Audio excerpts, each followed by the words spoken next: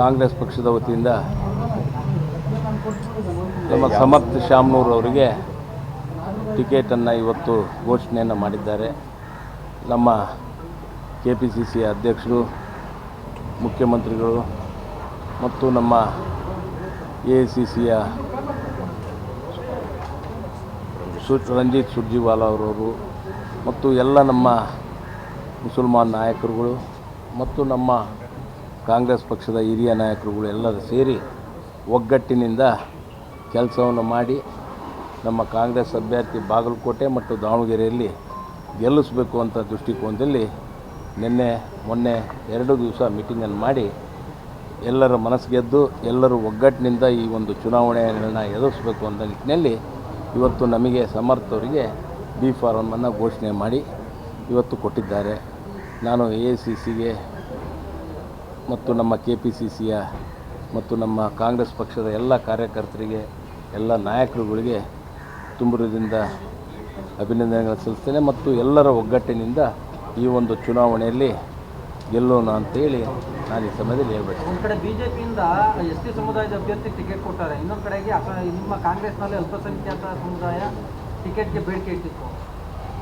ಇದನ್ನು ಯಾವ ರೀತಿಯಾಗಿ ಬ್ಯಾಲೆನ್ಸ್ ಮಾಡ್ಕೊಂಡು ಈಗ ನಿನ್ನೆ ದಿವಸ ಕುಂತಾಗ ಎಲ್ಲರೂ ಸೇರಿ ರಾಜಿ ಸಂಧಾನನೇ ಮಾಡಿದರು. ರಾಜಿ ಸಂಧಾನ ಮೀನ್ಸ್ ಎಲ್ಲರೂ ಸೇರಿ ಒಗ್ಗಟ್ಟಿನಿಂದ ಹೈಕಮಾಂಡ್ಗೆ ಬಿಟ್ಟು ಹೈಕಮಾಂಡ್ ಏನು ಪ್ರಾಪರ್ ಡಿಸಿಷನ್ ಅಂತಂತೋ will obey by the high command ಅಂತೇಳಿಬಿಟ್ಟೆ ಹೈಕಮಾಂಡ್ನವ್ರಿಗೆ ಬಿಟ್ಟ ಮೇಲೆ ಹೈಕಮಾಂಡ್ನವರು ಇವತ್ತು ನಿರ್ಧಾರವನ್ನು ತೆಗೆದುಕೊಂಡಿದ್ದಾರೆ.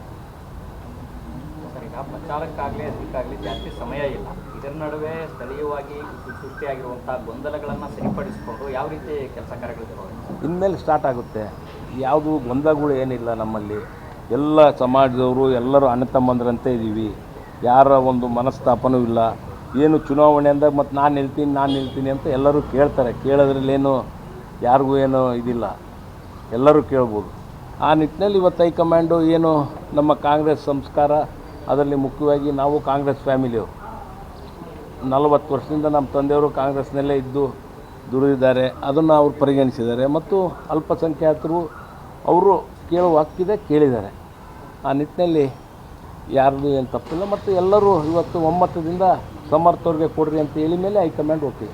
BJPಯಿಂದ ಮುಸ್ಲಿಂ ಮತಗಳ ವಿಭಜನೆ ಸ್ಟ್ರಾಟಜಿ ಮಾಡ್ತಾ ಇದ್ದಾರೆ. ಅಂದರೆ ಮುಸ್ಲಿಂ ಅಭ್ಯರ್ಥಿಗಳ ಪಕ್ಷೇತರವಾಗಿ ಕಣಕ್ಕಿಳಿಸೋ ಪ್ರಯತ್ನ ನಡೀತಾ ಇದೆ. ಗೊತ್ತಿಲ್ಲ, ಇನ್ನೂ ಕೇಳಿಲ್ಲ, ಇನ್ನು ಟೈಮ್ ಆಯ್ತಾ. BJPನ ವಾಪಸ್ ತರಿಸೋ ಪ್ರಯತ್ನ ಮಾಡ್ತೀರಾ ಅಂತ ನಾಮಪತ್ರ ನೋಡೋಣ ಮಾಡ್ಸೋಣ, ಏನೇನು ನೋಡೋಣ, ಕೇಳೋಣ, ಏನಾಗಬೇಕು ಎಲ್ಲ ವಿಚಾರಿಸೋಣ. ಒಂದು ಅಲಿಗೇಷನ್ ಮಾಡಿದೆ ಸರ್, BJP ಮುಸ್ಲಿಮರಿಗೆ BJPಯನ್ನು ತೋರಿಸ್ಬಿಟ್ಟು ಕಾಂಗ್ರೆಸ್ನವರು ಓಟ್ ಹಾಕಿಸ್ಕೊತಾ ಇದ್ದಾರೆ ಅಂತ. BJPಯನ್ನು ತೋರಿಸ್ಬಿಟ್ಟು ಮುಸ್ಲಿಮರ ಓಟು ಕಾಂಗ್ರೆಸ್ ಹಾಕಿಸ್ಕೊಳ್ತಾ ಇದೆ, ಬಳಸ್ಕೊಳ್ತಾ ಇದೆ ಅನ್ನೋಂಥದ್ದು ಉಲ್ಟಾ ಇದೆ, ಹಂಗೇನಿಲ್ಲ.